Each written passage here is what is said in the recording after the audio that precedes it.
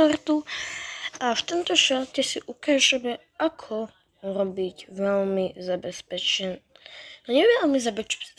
bejsku, ale takú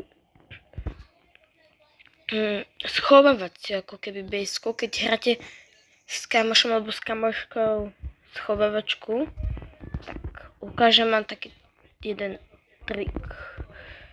Tak, poďme sem, skočíme tu a dáme si preč túto vec, tento skateboard a musíme sa zmenšiť úplne najviac, ako to ide, takže tak a sme tu takto na rohu. Toto je musíme to takto obehnúť. Sme tu a tu si môžeme dať dole ešte nejaké veci, aby nás nebolo vidieť, alebo po prípade môžeme ísť takto sa zabugovať. Takže to je docela cool. Dávajte odber.